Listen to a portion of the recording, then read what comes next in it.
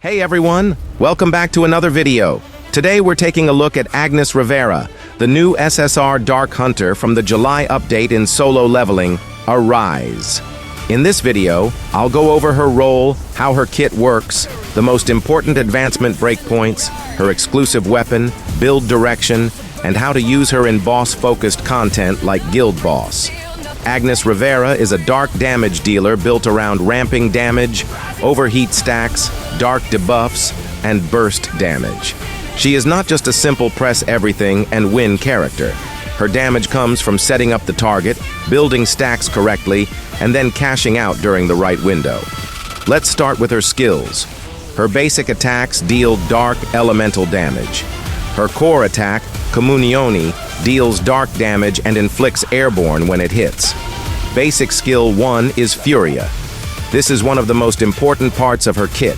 It deals dark damage, has an 8-second cooldown, and if you use it while moving, Agnes dashes in that direction before activating the skill. She also becomes invincible while moving, which is very useful because her kit can feel risky if you get interrupted. Basic skill 2 is Commission. It deals strong dark damage in the selected area and has a 15-second cooldown. This skill is important because it helps activate her debuff setup.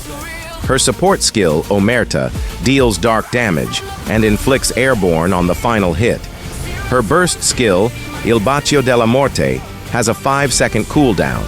It deals burst damage based on the damage accumulated during the burst damage accumulation period. So the idea is simple. Build your damage during the window, then cash out with burst. Her ultimate skill is Vendetta. It consumes the full power gauge, deals dark damage, and inflicts airborne. At higher advancement, Vendetta also becomes more important because it connects to Infestation, Estasi, and her faster damage cycle.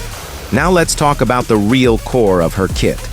At Advancement 0, Agnes revolves around overheat stacks.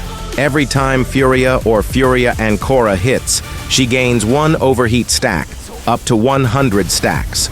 When overheat reaches 50 stacks or more, Furia changes into Furia Ancora, increasing its damage by 100%. When overheat reaches 100 stacks, Furia changes into Furia Troppo, increasing its damage by 200%. Using Furia Troppo removes overheat and resets the cooldown of Furia. That means her main loop is all about building overheat, upgrading Furia, and then using the stronger version for a big payoff. She also has Bersaglio. When Comunione or Commissione hits, Bersaglio activates on the target. Bersaglio increases dark damage taken from Agnes Rivera by 20% and decreases the target's attack by 10% for 15 seconds. This is one of her main setup debuffs, and you want your important hits to happen while this debuff is active. She also has Finishing Shot. When Furia or Furia Ancora stays active for a certain period of time after being used, or when you use a basic attack while they are active, Finishing Shot can trigger. This gives her extra follow-up damage and keeps the rotation moving. Now let's go through the advancement breakpoints quickly. Advancement 1 is her first important upgrade. Every time Furia hits, it now gives 2 overheat stacks instead of 1, so her rotation becomes faster. Vendetta also applies Infestation. Infestation deals damage equal to 100% of her attack every 3 seconds for 30 seconds, and it can stack up to 10 times. Advancement 1 also reduces the cooldown of Furia and Furia Ancora by 2 seconds when a basic attack hits. This helps her cycle faster. This is also where she starts gaining Caligine when Furia, Furia Ancora, Furia Troppo, or Finishing Shot hit a target affected by Bersaglio. Caligine increases the damage of those skills and increases Dark Overload damage. It lasts 60 seconds and can stack up to 50 times. This is one of the reasons Agnes gets better in longer fights. Advancement 2 is simple. Agnes gains 20% attack, and using Furia Troppo activates Estasi. Estasi increases Comunione damage by 100% and increases burst damage by 5% for 10 seconds. Advancement 3 is a very important breakpoint. This is where her boss damage starts to scale much harder. Attacking a target affected by infestation increases damage dealt by 10% per infestation stack. Also, if Bersaglio activates on a target already affected by infestation, it changes into Bersaglio Intensivo. Bersaglio Intensivo is a much stronger debuff. It increases dark damage taken from Agnes Rivera by 60% and decreases the target's attack by 20% for 25 seconds.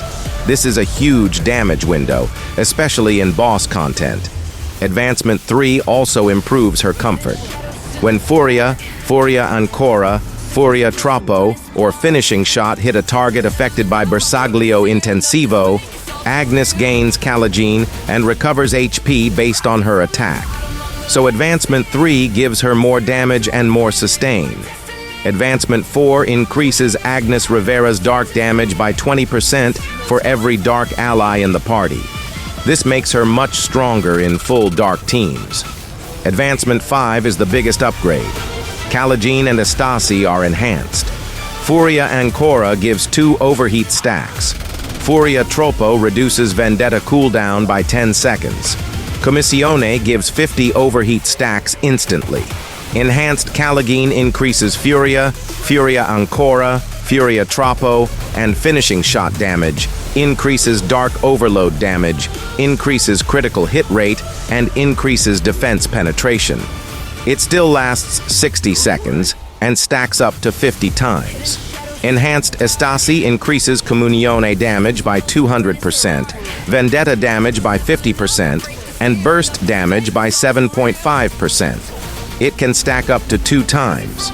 So if you want the strongest version of Agnes, Advancement 5 is the big breakpoint. Now let's talk about her exclusive weapon, La Famiglia. La Famiglia increases attack by 30%. Using Furia Ancora, Furia Troppo, or Finishing Shot charges the user's power gauge by 20%. It also increases attack, defense, and HP by 15%. This weapon fits her perfectly because Agnes wants to keep cycling Furia-based skills, and the weapon helps her reach Vendetta faster. Since Vendetta is connected to her higher investment effects, the power gauge gain is very valuable. Now build direction. Agnes wants offensive stats first. Attack is the most important, then critical hit rate, critical hit damage, dark damage, and defense penetration. Defense penetration becomes more valuable in late-game boss content, but you still need balanced stats. Do not build only one stat and ignore the rest. For artifacts, the simple recommendation is this. Use Poison for solo hunter content, and use Surtur for guild boss or team fight content. Poison is usually better when Agnes is the main character in solo hunter content, while Surtur becomes stronger when the team fight bonus matters. For cores, Agnes wants damage, but she also needs comfort. She can be MP hungry and she can get knocked around, so shield and MP related cores can help a lot. If you are dying or getting interrupted too much, more comfort can be better than slightly more damage. Now let's talk strategy. For guild boss or boss-focused content, you want to set up Agnes before going all in.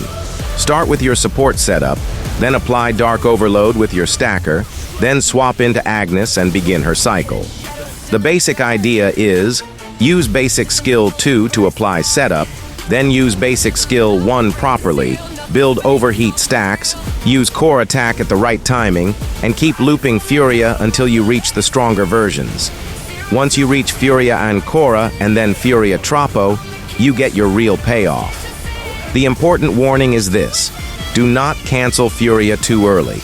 If you use core attack too soon, or interrupt the skill before the stacks build properly, you lose a lot of damage. Agnes is strong, but she rewards correct timing. Watch your stacks, let the skill build, then continue the loop. At higher advancements, you also want to manage Infestation and Bersaglio Intensivo.